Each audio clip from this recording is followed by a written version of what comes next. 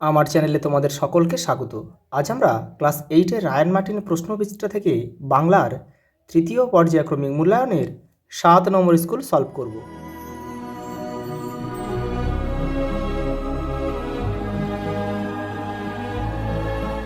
দেখো, প্রথম প্রশ্ন, রঞ্জন সরকার পুরস্কার পেয়েছিল অর্জুন পুরস্কার। সুভাষচন্দ্রকে দিলীপ কুমার রায় চিঠি লিখেছিল। দেখো, এটা হবে অপশান ক হবে। এই 25টা কিন্তু 1925।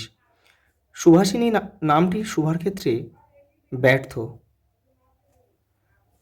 কারণ কি বলতো, সুভাষিনী কথার অর্থ হচ্ছে মিষ্টভাষী, কিন্তু সুভাষিনী এই এই গদ্যে কিন্তু সুভাষিনী কিন্তু বোবা ছিল, কথা বলতে পারতো না, সেই জন্য ব্যর্থ।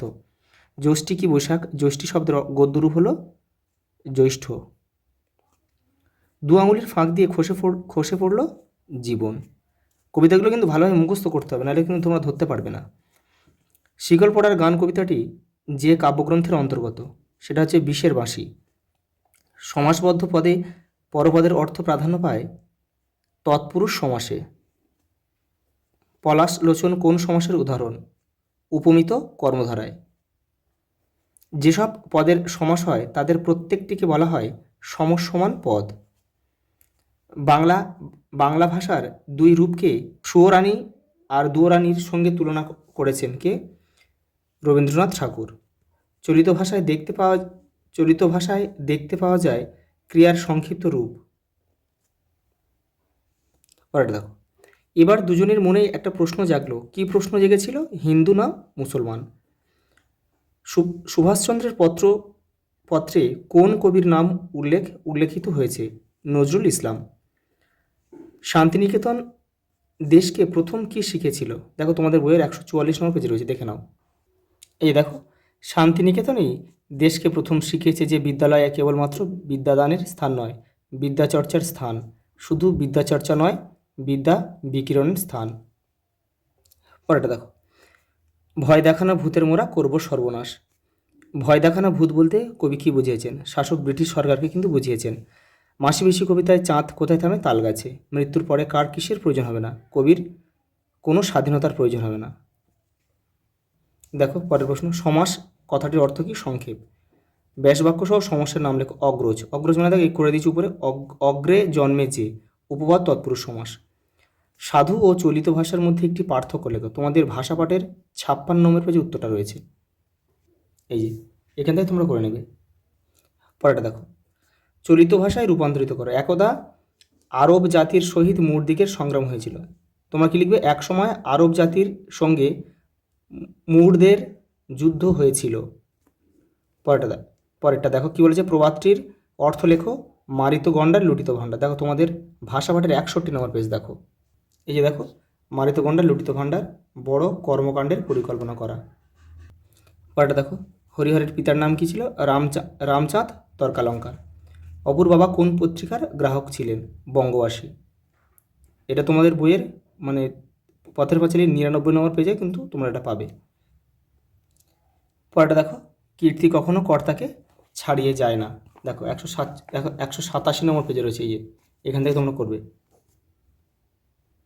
পরেরটা দেখো, সপ্তাহখানেকের মধ্যে সকলেই বুঝিল নববধূ বোবা, এর ফল কি হয়েছিল? দেখো, এটা দেখো, এই প্রশ্নটার উত্তর করলে হয়ে যাবে। তোমাদের রায়ান মার্টিনের 199 নম্বর পেজে রয়েছে, এটা করলেই হয়ে যাবে। পরেরটা দেখো, ঠিক 1 বছর আগের ঘটনা। কোন ঘটনার কথা বলা হয়েছে? দেখো, তো রায়ান মার্টিন 204 পেজে রয়েছে, দেখো উত্তরটা, এই যে পরে 204, এই যে এখান থেকে এটা পুরোটা তোমরা করবে। পরেরটা দেখো, মোদের অস্থি দিয়েই জ্বলবে দেশে আবার বজ্রানল। দেখে নাও, 174 নম্বর পেজে রয়েছে রায়ান মার্টিন, এই যে এটা লিখবে। পরেরটা দেখো, এবার ঘুরে দাঁড়াও, কবি একথা বলেছেন কেন? 193, এই যে এবার ঘুরে দাঁড়াও, এটা লিখবে। পরেরটা দেখো, শুনে শুনে কান পচে গেল। কোন কথা শুনে শুনে কান পচে গেল? দেখে নাও, এই যে 157 নম্বর পেজে রয়েছে, এই যে এখান থেকে আর এই পর্যন্ত লিখতে হবে। পরের প্রশ্ন দেখো, লোকটা কৃপার পাত্র। কোন লোকটা সম্পর্কে কে কেন এমন কথা ভেবেছিল। দেখো 296 নম্বর পেজে রয়েছে, দেখো এই যে এখান থেকে এই পর্যন্ত। পরেরটা দেখো, দুপুরে এক কাণ্ড ঘটিল। দুপুরে কী কাণ্ড ঘটেছিল নিজের ভাষায় লেখো। দেখো 294 নম্বর পেজ দেখো, এই যে এখান থেকে তোমরা পড়ে এটা নিজের ভাষায় ছোট করে লিখবে। পরেরটা দেখো, ভুলুম না ভাই এই রাতের কথা। দেখো পেজ নাম্বার দেখো 164 নম্বর পেজ দেখো, এই যে এই প্রশ্নটা করলে হয়ে যাবে। পরেরটা দেখো, সন্ধ্যাবেলা রাজাপ্পা নাগরাজনের বাড়ি গেল। পেজ নাম্বার দেখো 224, এই যে এখান থেকে আর এপারেও রয়েছে কিছুটা, এখান থেকে পড়ে তোমরা ছোট করে লিখবে। পরেরটা দেখো, প্রকৃতি যেন তাহার ভাষার অভাব পূরণ করিয়া দেয়। দেখো পেজ নাম্বার 197, এই যে।